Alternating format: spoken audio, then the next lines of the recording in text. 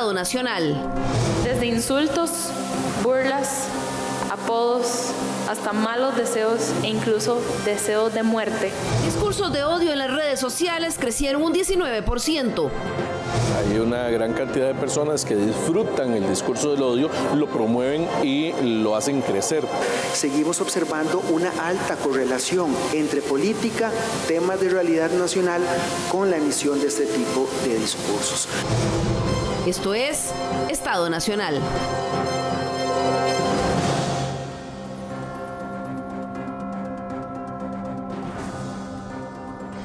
Muy buenos días, gracias por acompañarnos un domingo más acá en Estado Nacional. Utilizar las redes sociales como plataforma para esparcir mensajes llenos de odio, violencia o simplemente polarizar la conversación es un fenómeno que ha venido en aumento en todo el mundo y nuestro país no es la excepción. Recientemente se publicaron aquí en Costa Rica 2 informes, uno de las Naciones Unidas y otro de la Universidad de Costa Rica, que le llevan el pulso a este tipo de contenidos en nuestras redes sociales. Para analizar el tema, invitamos hoy a Danilo Mora, oficial de comunicaciones del Programa de las Naciones Unidas para el Desarrollo. Bienvenido, Danilo, qué gusto tenerte de nuevo en Estado Nacional. Muy buenos días y un gusto poder estar acá compartiendo con ustedes. Muchas gracias. También nos acompaña Alegra Bayoki. Ella es la coordinadora residente del Sistema de las Naciones Unidas en Costa Rica, la que está a cargo pues, de todas las oficinas de Naciones Unidas. Bienvenida, Alegra. De nuevo, gracias. Es un placer contar con tu presencia. Igualmente, gracias por la invitación. Bueno, y este tema que todos los años, hace ya vamos a ver, 4 años están ustedes publicando y creo que es de enorme utilidad para nuestro país. Y contamos también con la participación de Cristian Bonilla, quien es decano de la Facultad de Artes, Diseño y Comunicación Colectiva de la Universidad Latina y es también quien está a cargo y ha liderado ya desde hace varios años un observatorio de la comunicación digital política en Costa Rica. Bienvenido, Cristian, a esta tu casa, Estado Nacional. Gracias, Lili, a vos, a la audiencia y gracias por acompañarnos en esta mañana donde vamos a hablar de un tema sumamente preocupante, pero que, bueno, precisamente este espacio es ideal para discutirlo, hablarlo y sobre todo profundizar en las causas. Así es, y es que apenas esta semana que pasó, como les decía, la Oficina de Naciones Unidas en coordinación con la empresa COES publicó el 4º informe de discursos de odio y discriminación en Costa Rica. Voy a comenzar preguntándole a la representante de Naciones Unidas en nuestro país, Alegra Bayoki, ¿por qué es que para Naciones Unidas es importante y este tema está en el radar? Bueno, este es un llamado que nos llegó del secretario general de Naciones Unidas, Antonio Guterres, en 2019. Y entonces nos pidió a todos los países empezar a analizar el discurso de odio y también construir estrategias para enfrentarlo. ¿Por qué? Porque a lo largo de los años siempre el discurso de odio ha existido, pero tenemos también muchísimas experiencias de donde el discurso de odio ha generado violencia, está generando discriminación, abusos de derechos humanos y sabemos que la discriminación es un freno para el desarrollo humano de los países. Entonces los impactos son enormes y por eso este llamado a empezar a invertir en esto y aquí en Costa Rica somos líderes hoy, hemos invertido desde justamente 4 años, hoy estamos presentando el 4º estudio y hemos aprendido mucho, pero creo que también con orgullo puedo decir que hemos hecho mucho. Entonces espero que hoy vamos a hablar también de lo que hemos hecho y de todo lo que sigue, obviamente. Claro, porque esto de los discursos del odio, la violencia y la discriminación hacen mucho daño a la sociedad, pero como dice Alegra, hay cosas por hacer. Pero antes de empezar y contarles que partamos de los resultados, ¿qué es un discurso de odio? Danilo, empecemos por ahí porque hay todavía mucha discusión de la delgada línea entre lo que es un discurso de odio y lo que es mi derecho a la libertad de expresión y decir lo que yo piense, aunque sea horrible. Claro, cuando hablamos de discursos de odio nos estamos refiriendo a mensajes que pueden ser verbales, pueden ser escritos, imágenes, videos o conductas que utilizan lenguaje agresivo, violento, discriminatorio, que tienen el fin de agredir a una persona o a un grupo de personas por su nacionalidad, por su etnia, por su género, por su filiación política, en fin, por cualquier característica inherente o relativa a la persona. Y es fundamental también entender que para el análisis nosotros identificamos distintos tipos de intencionalidad en los discursos de odio. Hay discursos de odio y discriminación cuya intención es directa de ofender, de agredir, pero hay otro tipo de mensajes que se esparcen en redes sociales que parten de tradiciones, parten de la manera en que percibimos o concebimos el mundo. Creencias también de las personas, pero que igualmente pueden ser igual de dañinas y que pueden generar discriminación y afectación muy seria en una persona o un grupo de personas. Claro. Cristian Bonilla, del Observatorio de la Comunicación Digital Política. ¿Cómo conciben ustedes el discurso, digamos, de odio, dado que ustedes se centran, ponen el foco con este insumo que nos dan frecuentemente en la discusión política? Bueno, básicamente también a partir de algunos de los informes que ha hecho ONU, nos decían en medio de la anterior campaña política que habían detectado un volumen alto de la conversación digital violenta hacia mujeres involucradas en política. Entonces, desde el Observatorio de Comunicación Digital de la U-Latina hemos puesto atención precisamente y estudiamos todas las mujeres involucradas en política en el país, desde la vicepresidenta, ministras, diputadas y algunas otras figuras importantes, y hemos puesto atención sobre todo para ver el comportamiento de las redes sociales alrededor de estas mujeres. Y lo que hemos encontrado básicamente es muy preocupante. Por ejemplo, en el último año lo que hemos notado es que los espacios en los cuales las mujeres tienen participación activa, por ejemplo, dentro de una comisión legislativa, en este caso las que les ha tocado presidir, por ejemplo, comisiones legislativas, sobre todo aquellas que investigan temas polémicos, ¿verdad?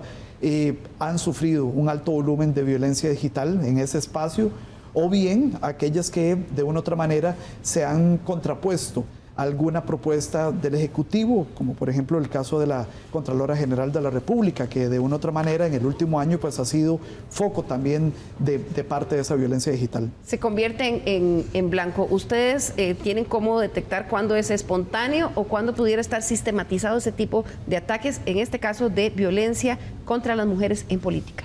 Sí, normalmente se dan aquellos espacios que tienen mucha más atención. Por ejemplo, en el último año, las conferencias de prensa que han involucrado de una u otra manera al Ejecutivo y en este caso a la Contralora General de la República han generado un volumen importante de violencia digital en esos espacios. Particularmente hay una reunión que se realizó el 1 de febrero, que era una reunión básicamente para discutir temas en los cuales el Ejecutivo y la Contraloría pues tenían algunas discrepancias, pero este espacio de reunión que normalmente se da en un espacio pues privado, se transmite por redes sociales y es ahí en ese espacio que bueno, se presta de una u otra manera para que las personas puedan decir lo que quieran y claramente existe pues este espacio de violencia digital muy expreso en contra de las instituciones y también por supuesto de las mujeres en política. Claro, en este caso de la Contralora General de la República es uno que ha sido muy claro en los últimos meses. Para entrar en materia, Alegra, ¿de qué se trata este reporte que ustedes publican? Es el cuarto. ¿Cómo empezaron y cómo llegamos a este cuarto reporte?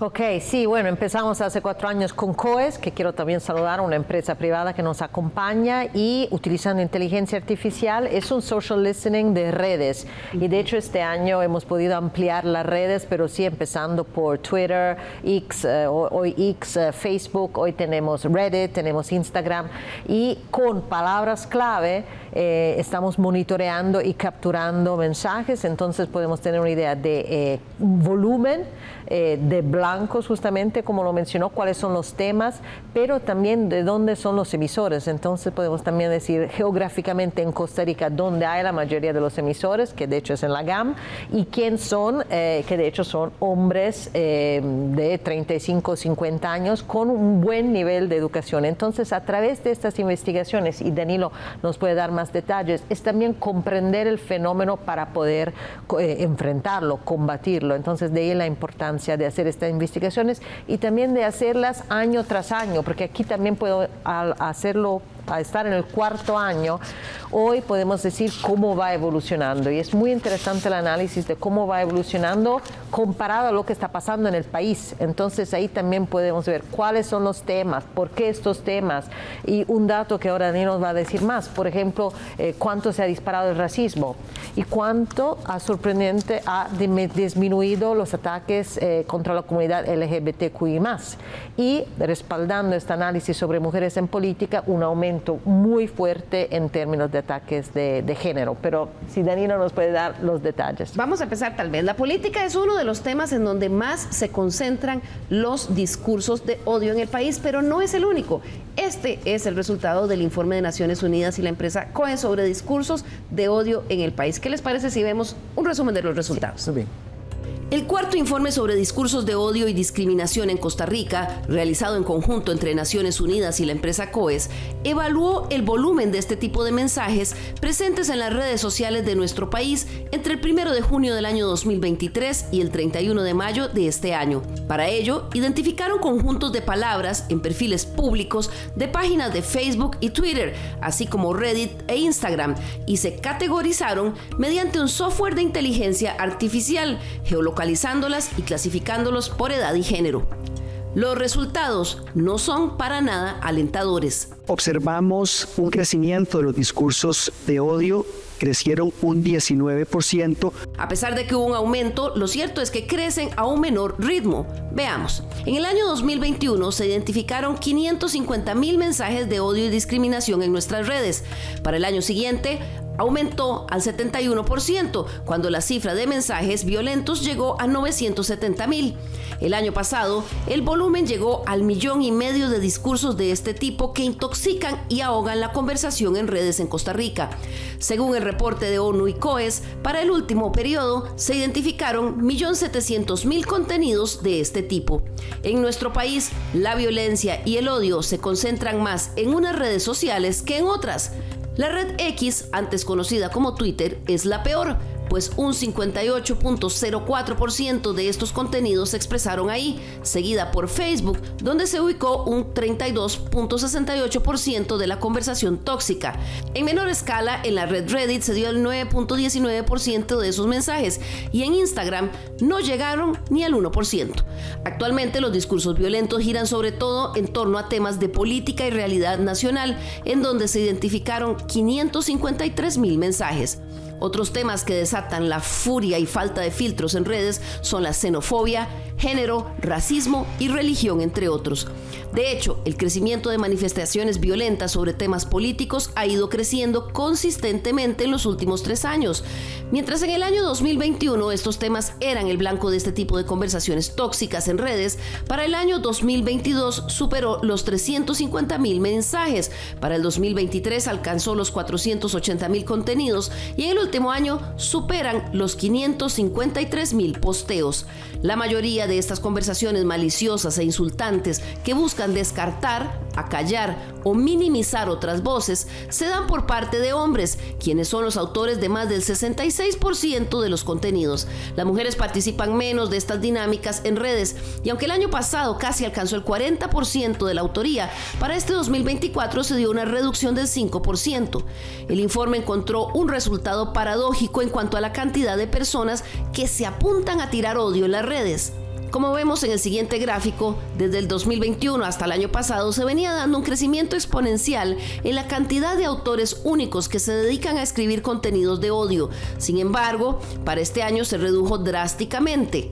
Aún así, lo cierto es que la actividad de los que quedan se ha disparado y con mayor furia. El informe identifica a los 10 principales autores únicos dedicados a diseminar odio y violencia desde sus posteos. Hablamos de 10 usuarios de redes sociales que en los últimos 12 meses publicaron entre 5,000 a 22,000 mensajes cada uno cargados de insultos, descalificaciones o burlas. Si tomamos al más activo de todos, que llamaremos usuario 1, partimos del hecho de que en el último año publicó 22,210 contenidos plagados de discursos de odio y discriminación. Podríamos calcular que por día emitió casi 61 mensajes de este tipo. Si lo dividiéramos entre las horas que tiene una jornada laboral, tendríamos que, si fuera un trabajador dedicado a estos menesteres, se dio a la tarea de publicar más de 7 mensajes por hora durante toda su jornada. Ese nivel de volumen de actividad dedicada a mensajes violentos y odio lleva a plantearse si es alguien que está haciendo solo uso de su libertad de expresión o si por el tiempo que dedica a estos posteos es que trabaja diseminando odio sistemáticamente en las redes costarricenses. Para algunos sectores, la retórica utilizada por algunas figuras políticas, desde diputados, ministros o hasta el presidente, pueden haber empujado el nivel de violencia en la retórica. Yo creo que sí, absolutamente. ¿Y por qué creo que sí? Porque el poder, el uso del poder y para qué usted utiliza el poder desde una posición donde usted tiene un micrófono todos los días, lo que hace es agitar, incitar, promover diferentes líneas discursivas que en muchos casos se orientan o se acercan a los discursos de odio que estamos viendo hoy en este informe. Y entonces hay que preguntarse, ¿cuál es el daño que le están haciendo a Costa Rica, a la población, a la población de menores recursos, a la población en menores condiciones de oportunidades laborales, a la población joven, a la población adulta mayor, a la población, digamos, es decir, hay que plantearse a dónde están permeando esos discursos de odio. Hoy en Estado Nacional analizamos esta y otras mediciones realizadas a la dinámica de la conversación en nuestras redes sociales. Eso es parte de este informe de Naciones Unidas, COES, que realmente les invito a que lo puedan repasar completo. Danilo, vamos a empezar. Es claro, siguen creciendo los mensajes de odio, un crecimiento del 19%, pero crece menos rápido de lo que había venido pasando. Así es, y estamos observando que estos mensajes de odio y discriminación están creciendo ligados a áreas muy específicas. Por ejemplo, la xenofobia, donde crece más de un 65%, los ataques también a mujeres, cerca de un 67%, y mensajes de odio y discriminación ligados a racismo, ¿verdad? Y aquí es importante poner el ojo porque hemos encontrado que una buena parte de esta cantidad de mensajes de odio y discriminación, principalmente contra personas afrodescendientes, jugadores de fútbol afrodescendientes, está ligado al fútbol. Es decir, una actividad que debería unirnos, que debería ser un espacio para la distracción, para compartir con la familia, con amigos, se está convirtiendo en un espacio lleno de odio y de violencia. Pero también y lo grave de eso es que modela a los más jóvenes, que son en mucho la audiencia de ese fútbol alegre. Sí, no, absolutamente. Yo creo que, y esto quizás retomar este punto de liderazgo y de influencers. De hecho, no lo hemos mencionado, pero una aliada es Yocasta Valle. ¿Por qué es un influencer? Pero ¿por qué es una mujer dentro de un espacio muy masculino que ella misma nos cuenta que ha sufrido violencia, ha sufrido discriminación? Entonces, es también una de las herramientas es ponerte los zapatos del otro y imaginar esta otra vivencia. Porque cuando escuchas esta historia, como pudimos escucharlas al lanzamiento del informe, te das cuenta del daño que estás haciendo cuando emites este tipo de mensajes, pero también el impacto que tiene esta otra persona, que es un ser humano como yo, como ti, como nosotros. Entonces, detrás del discurso de odio hay una voluntad de deshumanizar, y entonces creo que es nuestra responsabilidad humanizar al otro y de verdad respetar y promover discriminación, promover aceptación. Y solo en el deporte creo que también es tan triste ver estos datos que nos hablan de racismo y nos hablan de violencia. Pero por suerte, ahora estamos trabajando con UNAFUT, pero también con el ministro de Deporte, porque justamente siempre tenemos que enfrentarlo, no tenemos que aceptarlos. Y hemos visto ahora en muchos partidos europeos también cuánto estos equipos que son diversos, equipos que integran personas que quizás no son originarias de este país, pero tienen una historia de inmigración, son los equipos que están ganando. Entonces, si hay un espacio donde estamos viendo que la diferencia, la diversidad gana, es justamente en el fútbol. Claro, y es una plataforma para invitar realmente a que se alfabetice en este sentido.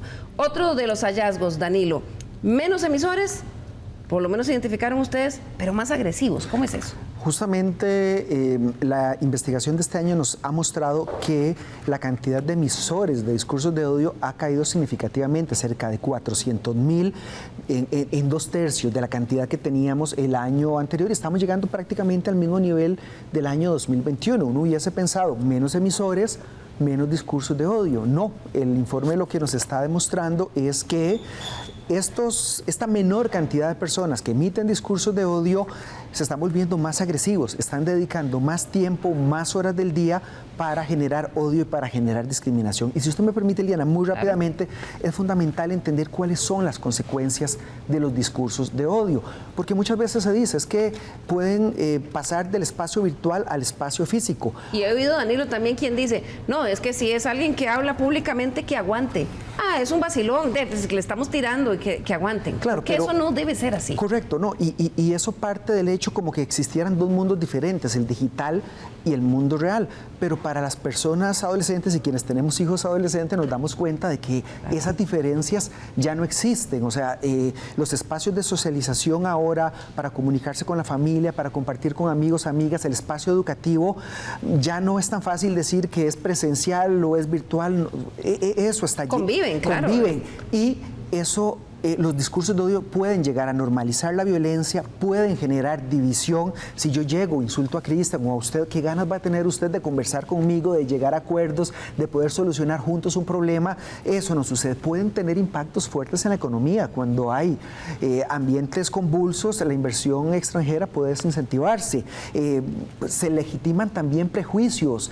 Se encuentra la violencia como un mecanismo, una salida viable para resolver un problema, pero pueden ir mucho más allá y afectar a la persona, afectando su salud física, su salud mental, generando aislamiento, por ejemplo, y una persona que es víctima de discursos de odio puede llegar a aislarse, puede perder su trabajo, puede tener muchísimas implicaciones a nivel personal. Eso que decir de esa barrera que es casi que imperceptible, lo vemos mucho con lo que está pasando con violencia en los colegios, ¿verdad? Que vemos que hay bullying, hay riñas que se transmiten, además se graban y se transmiten a través de las redes sociales, y entonces eso que fue un acto de violencia física se convierte en otro campo de batalla de violencia digital cuando lo vemos en las redes. Correcto. De hecho, una de nuestras agencias, UNESCO, está trabajando junto al Ministerio de Educación Pública para implementar, por un lado, un sistema de capacitación para maestros, maestras, profesores, profesoras, para que puedan atender las situaciones de discurso de odio y de discriminación, pero también en la implementación de guías que los centros educativos pueden y deben impulsar para poder enfrentar estas situaciones. Claro. Otro de los hallazgos de este estudio es una alta correlación entre política y discursos de odio. Más de 500,000 del volumen de mensajes de este tipo fueron de precisamente temas de violencia. Y esto coincide con los resultados del estudio de la Universidad de Costa Rica. Se trata del cuarto informe sobre el estado de la libertad de expresión realizado por ProLEDI y el Centro de Investigación en Comunicación SICOM de la Universidad de Costa Rica. Ellos en su estudio dicen, de acuerdo con los datos publicados por ellos, los temas en que más se percibe el odio son política y elecciones con un 34%, seguido por temas de orientación sexual, género, xenofobia, choque generacional, religión y racismo, pero sin duda política es el que lo está liderando.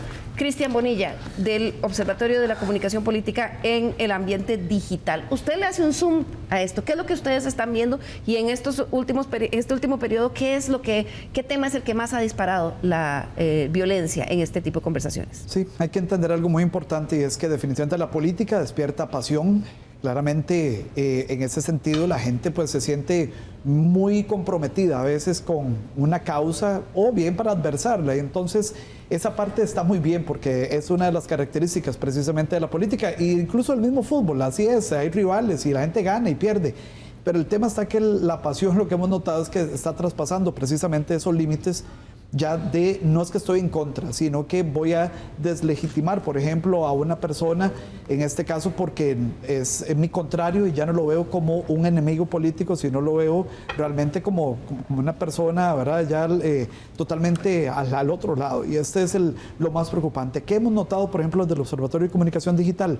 Precisamente que en los momentos donde hay más polémica en redes sociales, en un tema particular de política, pues bueno, es ahí donde se dispara esa conversación digital, y no solamente se dispara la conversación, sino también se dispara la violencia digital hacia todos los actores que estén de una u otra manera vinculados con este hecho en particular. Y el último año, tal vez de los hechos más trascendentales han sido tal vez dos Uno, en las comisiones legislativas investigadoras, ya lo hablábamos al inicio. Claro, que son las de SINAR, la de financiamiento de partidos políticos, las de presupuesto, la de ambiente. Ajá, particularmente estas dos, la de investigación, sobre todo alrededor del tema de SINAR, y la de investigación de la campaña electoral, han sido estas dos quizás las transmisiones, porque es algo muy importante.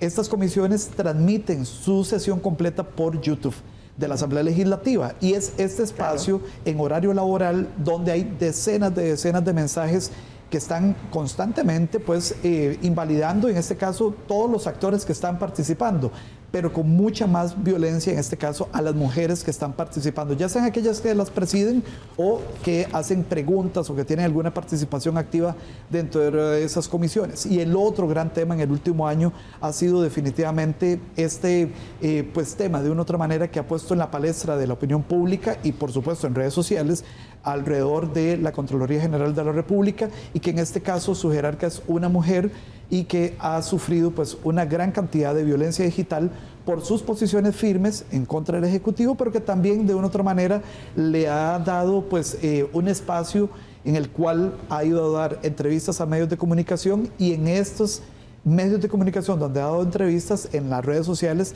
una gran cantidad de pues no solamente comentarios negativos, sino también de violencia digital, más pues obviamente los espacios normales donde pues, se conversan de estos temas. Claro, y es que, Danilo, estos mensajes de odio muchas veces lo que buscan es eso, callar, ¿verdad? Y son tan violentos, tan intensos, de tanto volumen, que lo que busca es que esa persona diga, no, que mejor, qué pereza, yo mejor ya no hablo. No, y lo que estamos observando también dentro de nuestro estudio es que hay disparadores.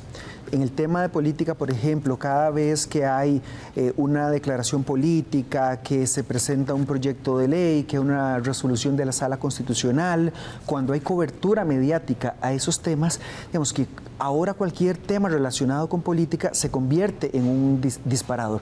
En el tema de género, por ejemplo, el 8 de marzo, o sea, una fecha que debería ser un espacio para reivindicación de derechos de las mujeres, se ha convertido en un espacio de odio, de violencia, donde se atacan a mujeres que defienden derechos, a grupos feministas también, simplemente por el hecho de ser mujeres y por buscar o pedir la igualdad. Claro, lo que estás diciendo es que hay temas que sacan lo peor de algunas personas o que se convierten en una excusa para hablar de algunas cosas en específico.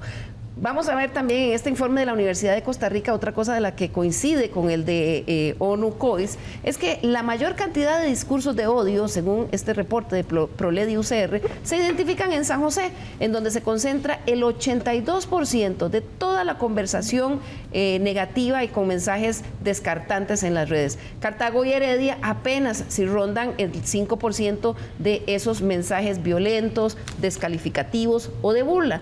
Y en el resto de provincias, la verdad es que es casi nulo el enganche a ese tipo de conversaciones en redes sociales. Cristian, yo no sé si ustedes también han podido geolocalizar la conversación que ustedes viven en el caso de la conversación política. Sí, hay que recordar, por ejemplo, hay una concentración también de usuarios activos en redes sociales en el gran área metropolitana. Estamos hablando que básicamente es más del 80% de todos los usuarios activos en redes sociales en el país están en el gran área metropolitana. Y es muy interesante, pero el comportamiento en Punta Arenas, Guanacaste y Limón, es que tal vez la dinámica pasa a otro ámbito, ¿verdad? Es un tema, se ve en este momento las redes sociales como una herramienta recreativa, y quizás en el área metropolitana, por el acceso además de redes de internet, que es muy sencillo, digamos, el tema de cobertura acá en el país, tener no solamente un dispositivo, sino hasta dos.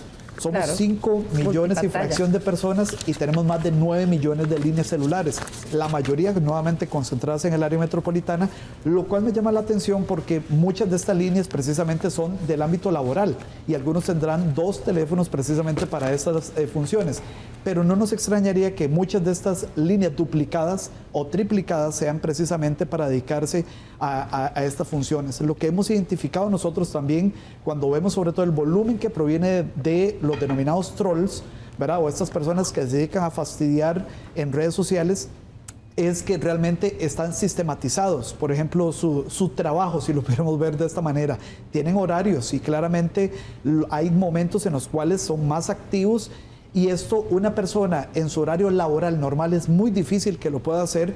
No tenemos las pruebas para poder identificar básicamente... Pero la evidencia sugiere. Que hay una remuneración detrás de eso, pero precisamente lo que se nota es que sí, hay un grupo de personas que están en horario laboral, 10 de la mañana, 2 de la tarde, 5 de la tarde, sin ningún problema, realizando en forma sistematizada pues estos ataques en contra de algunas figuras en particular. Ahí coincide con vos el hallazgo de este informe y ahora más adelante lo vamos a ver. Antes de irnos a comerciales, otro tema interesante, esos temas que sacan lo peor de algunas personas. El informe de Proledi y Sicom UCR en su estudio identificó temas que resultaron ser disparadores de odio para las conversaciones en redes y los tenemos ahí.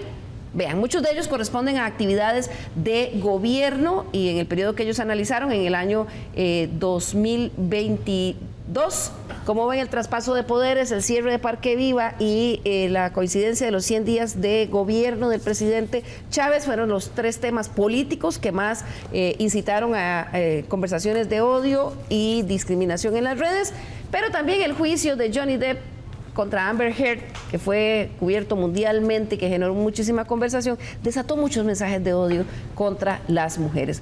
Veamos la siguiente, otros de los temas que en el periodo que analizó la UCR dispararon mensajes de odio. También temas que tienen que ver con política, la aprobación de la ley que regula la imagen de la mujer en publicidad, que generó una discusión en la Asamblea Legislativa, también generó todo un ecosistema de conversaciones tóxicas.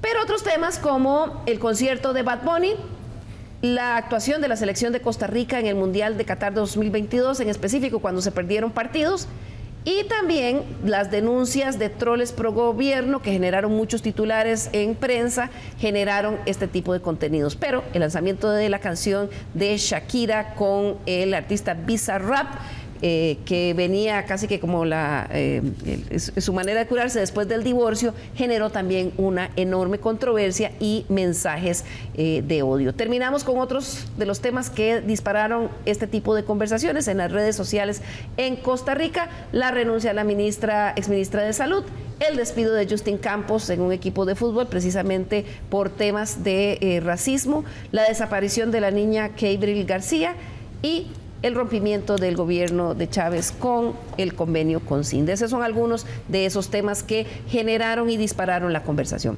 Vamos a hacer aquí nuestra primera pausa y al regresar, ¿cuál es el impacto que tienen estos discursos de odio y discriminación en las personas? ¿Por qué es que no son inofensivos? Ya volvemos.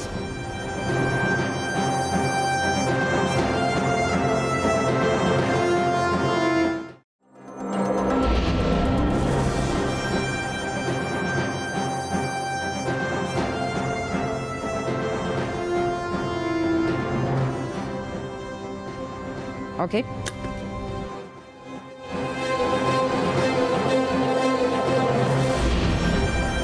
Recuerden nuestro correo l.carranza@teletica.com.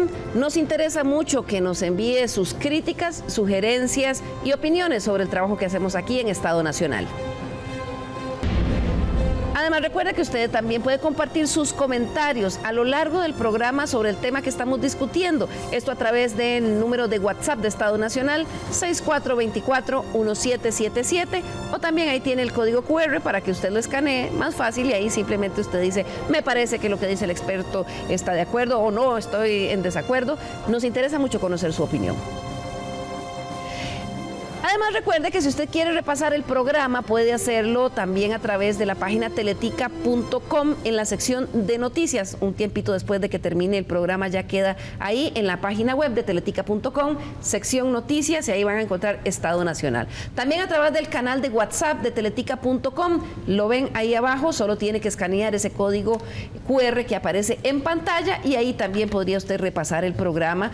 Queda el de esta semana y por supuesto todos los anteriores que usted quiera compartir o disfrutar nuevamente. Muchas gracias por continuar con nosotros. Hoy que estamos hablando sobre los discursos de odio y discriminación en nuestro país, que son medidos por varios estudios. Uno de ellos es el que hace la Oficina de Naciones Unidas en Costa Rica con la empresa COES, cuyo resultado se dio a conocer recientemente. Veíamos en la primera parte del programa que los temas de política son los que generan mayor volumen de conversación violenta en las redes sociales, pero están creciendo de forma acelerada nuevamente los que tienen que ver con racismo y también la violencia contra las mujeres. Se me había quedado pendiente el tema con Cristian Bonilla del Observatorio de la Comunicación Digital de la Universidad Latina, un poco cómo se ha comportado esta comunicación, la temperatura de la conversación digital con el tema de la ley Jaguar y la intención de un referéndum. Sí, es tal vez uno también de los disparadores en el tiempo más reciente. Vimos precisamente el estudio de los colegas de la Universidad de Costa Rica, donde se repasan algunos de estos temas en los últimos 2 años, y para el 2024 este es el gran disparador de la conversación digital. Es el hecho tal vez más importante, el hito, incluso lo hemos denominado así desde el observatorio, el hito digital más importante de esta administración, pasando incluso los 100 días de esta administración, no solamente por la cantidad de volumen en la conversación digital, sino también la cantidad de dispositivos conectados viendo las transmisiones en vivo. Esto es un comportamiento también que está relacionado. Más personas viendo el en vivo, más personas revisando posteriormente las grabaciones de esas transmisiones, más volumen de la conversación, más polémica. Claramente es un tema que ya nosotros desde el observatorio hemos notado una polarización. Y en redes sociales, pues bueno, esto es un tema que es caldo de cultivo, lo decimos así, porque ya cuando existen 2 posiciones encontradas, claramente hay un volumen de esa conversación donde no solamente queremos respuestas del uno del otro, sino también pues violencia digital contra los actores que están involucrados en esta discusión país en este momento. Claro, ¿ustedes encontraron alguna diferencia o, por ejemplo, aumento en la cantidad de personas comunicándose o troles? Bueno, esto es algo muy interesante. Nosotros venimos manejando más o menos cada estudio entre el 5 y el 7% más o menos del volumen de la conversación. Este volumen proviene de lo que hemos denominado troles. Para la discusión precisamente de estos temas de la ley Jaguar, este número casi llega al 12%. Estamos hablando de que casi se ha duplicado el volumen de la conversación digital de troles, que precisamente lo que hacen es burlarse de los demás, deslegitimar o bien fastidiar la existencia no solamente de otros usuarios en redes sociales, sino también de las personas que están en medio de esta discusión. Entonces sí, es un dato muy interesante que se ha disparado en el último mes, solamente comparable, Liliana y compañeros, con lo que sucedió, por ejemplo, en medio de la campaña política en la semana antes de la elección, sobre todo cuando se dieron los debates más importantes. ¿Solo se compara ese momento político con lo que está pasando con la ley Jaguar en conversación digital? Sí, es comparable, digamos, ese volumen de trolls aportando a la conversación digital es comparable a ese momento, la semana antes de la elección, donde están los debates más importantes y las que las personas ponen más atención, es comparable a esto mismo que está sucediendo en medio de la discusión de la ley Jaguar. Es un tema realmente que no solamente ha cambiado la agenda de los medios de comunicación, sino también la dinámica en redes sociales, encontrando estos 2 grandes polos que ya están pues polarizados, algunos a favor, otros en contra, y lo que nosotros decimos desde el observatorio es que no importa que estén a favor o en contra, el tema está cuando se traspasa precisamente el respeto, y entonces ya empezamos la violencia digital, que muy bien ha quedado reflejado en este estudio pues que nos ha presentado ONU y que nos llama la atención poderosamente de que pues el espacio de política, que nuevamente debería ser para hablar de los temas trascendentales del país y las discusiones que debemos dar, pues bueno, esto está trasladándose básicamente a un espacio digital, pero cargado de mucha violencia y sobre todo de pues un espacio realmente que nos molesta y nos duele también al mismo tiempo cuando vemos los datos. Ese es el punto, Alegra, que esa conversación violenta, discriminatoria, con furia en las redes, mueve a la acción en el mundo real. Absolutamente. De hecho, en la historia del mundo tenemos ejemplos eclatantes, porque cuando hablamos de discurso de odio, empezamos de cómo empezó el Holocausto, de cómo empezó el genocidio en Ruanda. Entonces, pensar que efectivamente ya tenemos ejemplos donde el discurso de odio y esta deshumanización ha llegado a la máxima expresión de violencia.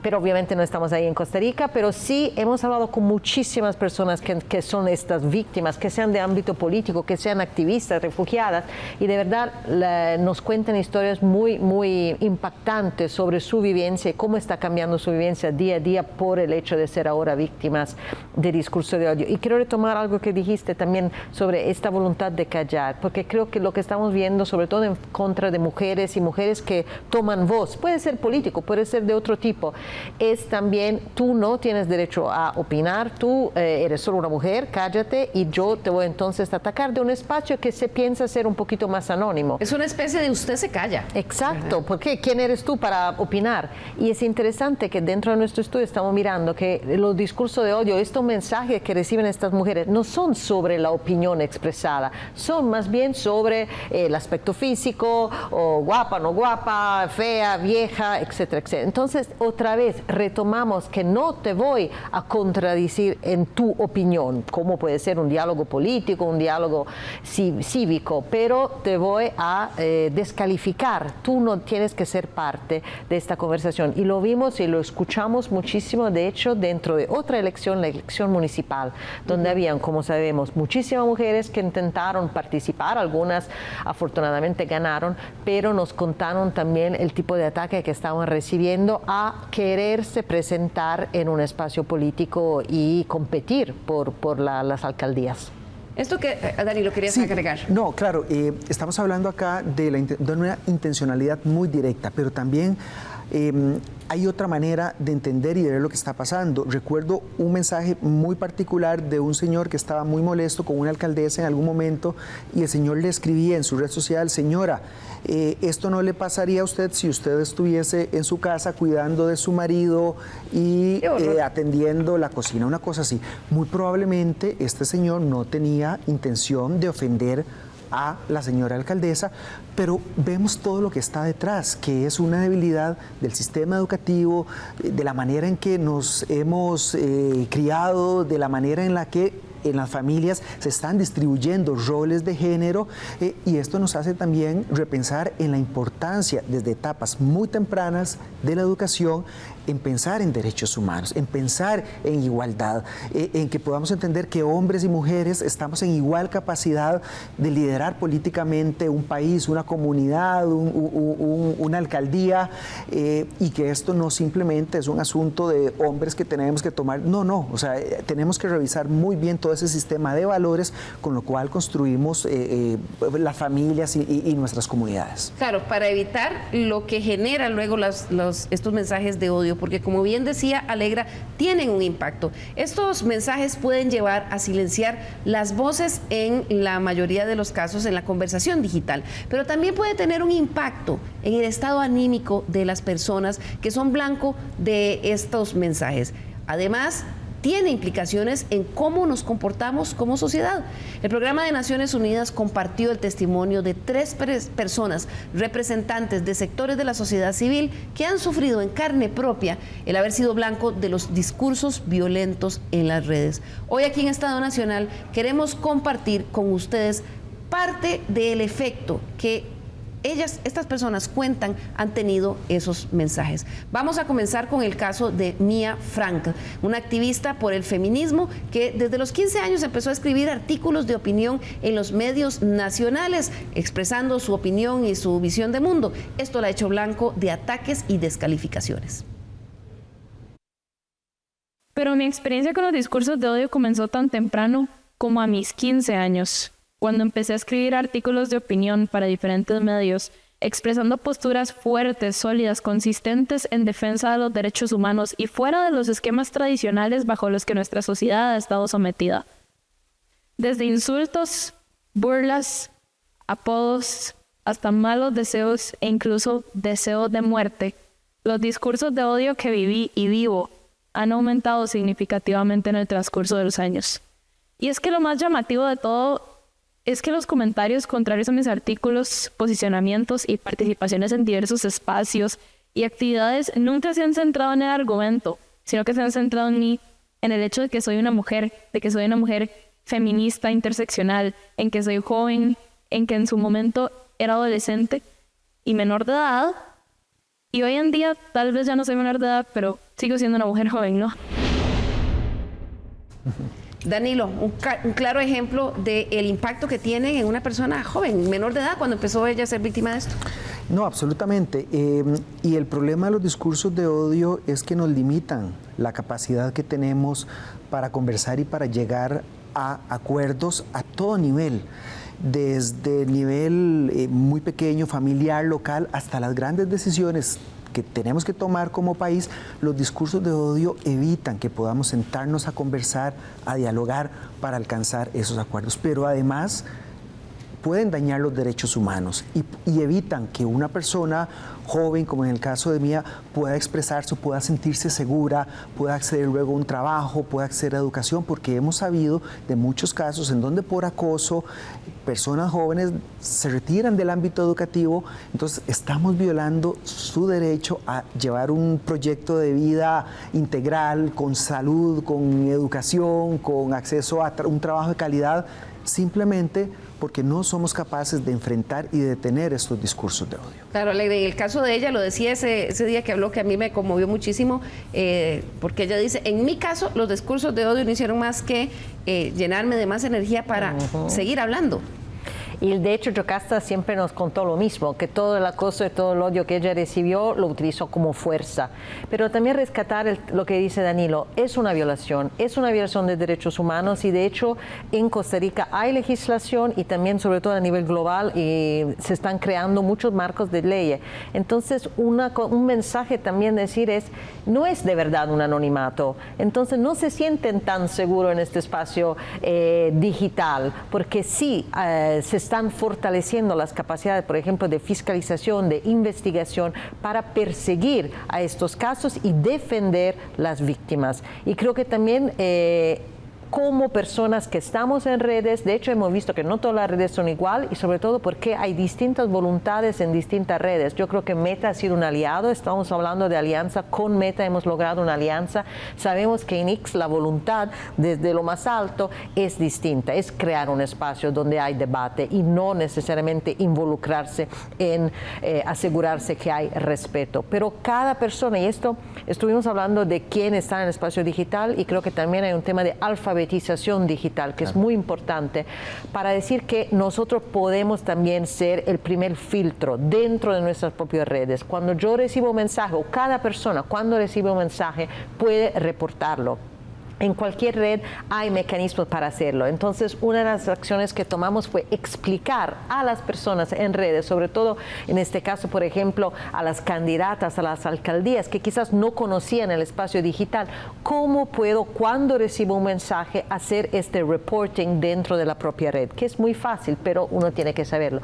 Entonces, invito también al público que nos sigue, monitorearse en redes y también empezar a tener este instinto de decir, esto no lo voy a aceptar, esto lo voy a reportar. Y quizás este mensaje, que hemos hablado de política, hemos hablado de líderes, pero cada uno de nosotros tiene esta elección, ¿quién voy a ser yo en mis propias redes? Y hablamos de 3 filtros, y estos 3 filtros son, tengo confianza, este mensaje que yo he recibido, sé de quién me lo ha enviado, conozco la persona, puedo verificarlo, es verdad, es información real o es misinformación.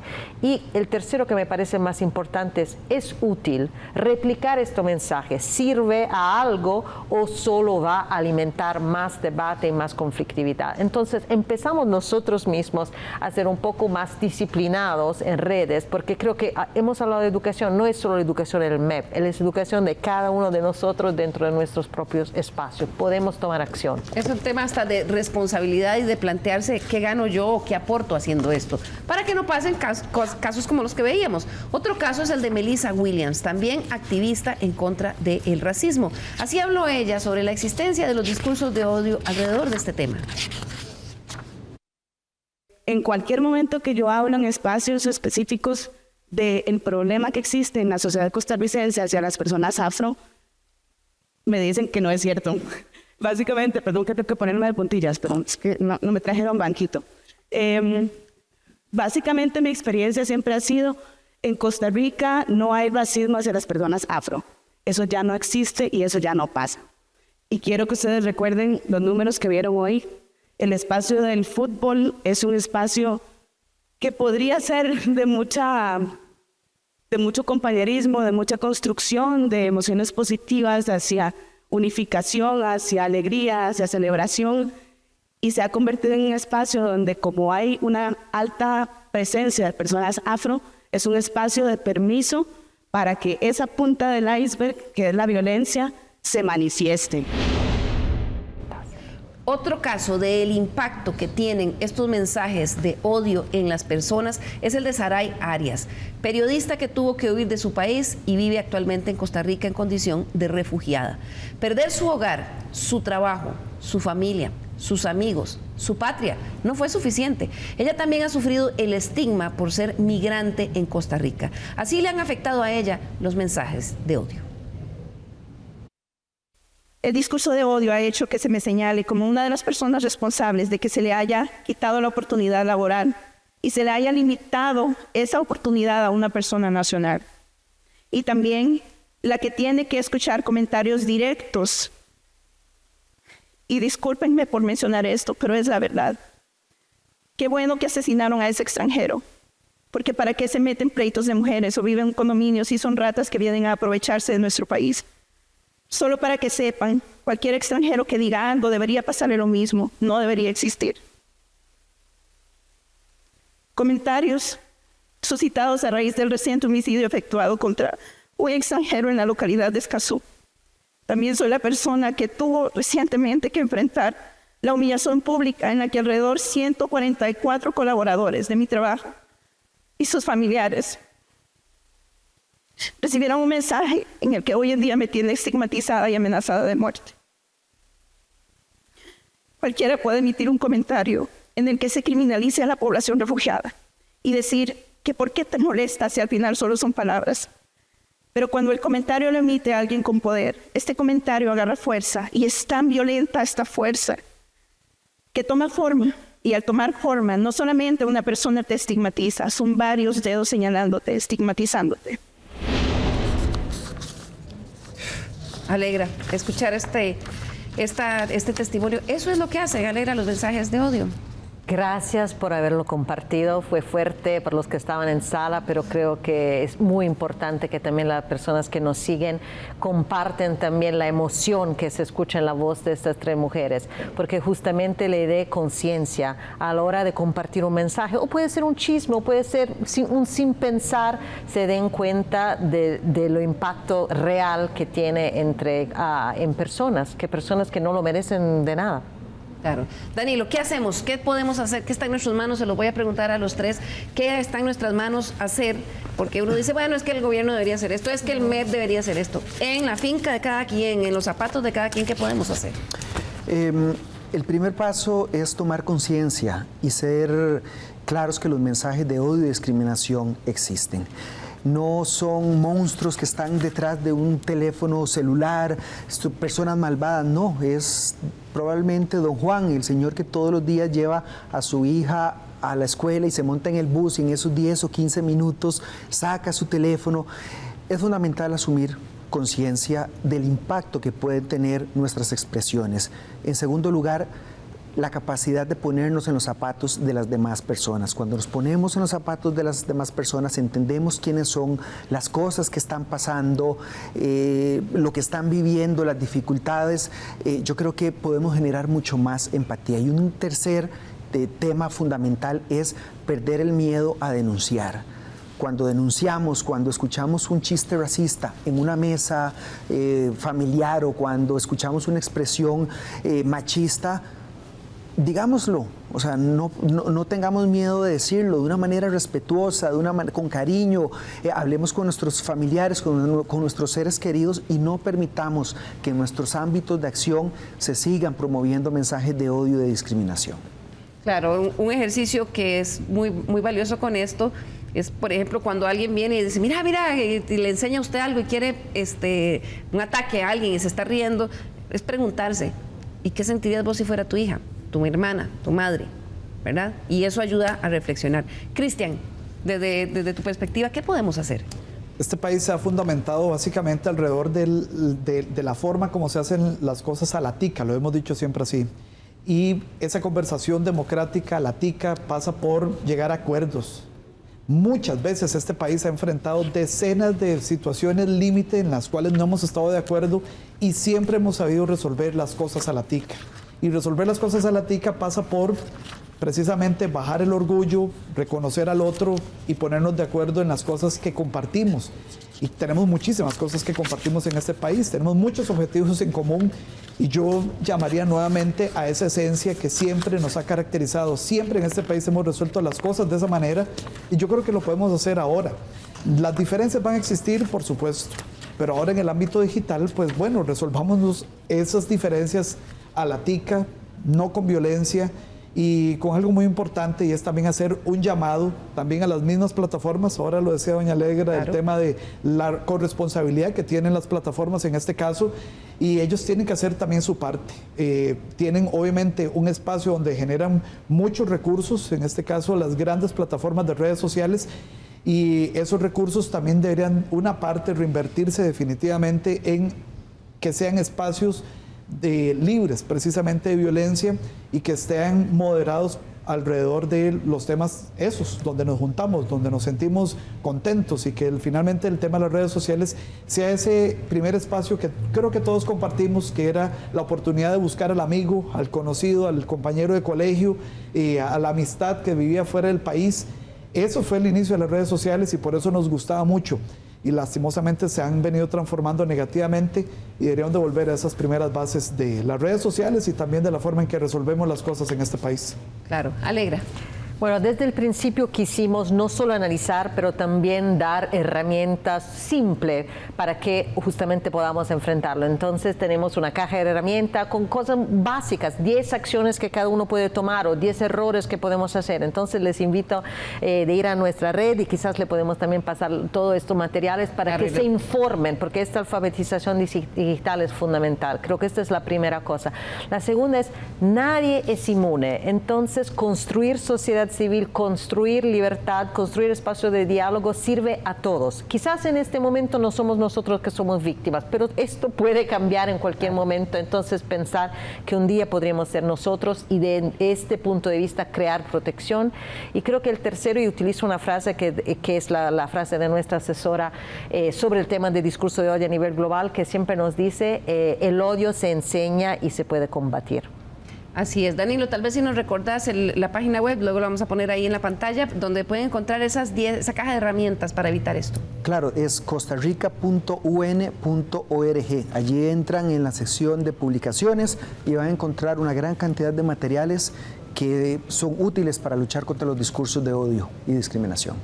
Claro, yo concluyo diciendo que en las redes sociales podemos disentir, podemos tener diferencias de ideas apasionadas incluso, pero no se trata de tener enemigos. Y lo otro es que si vemos algo que está mal, lo denunciemos. Lo han dicho los representantes de Naciones Unidas, así empieza también una forma de parar esto, porque como vimos en los 3 casos que conocimos esta semana, una activista feminista, una migrante y una activista en contra del racismo, los mensajes de odio tienen un impacto real, físico en las personas y en la sociedad. Muchísimas gracias a nuestros invitados del día de hoy, gracias por su tiempo y por la data que nos suministran. A ustedes en sus casas también, muchas gracias por acompañarnos. Nos vemos el próximo domingo nuevamente aquí en Estado Nacional. Que tengan un feliz día.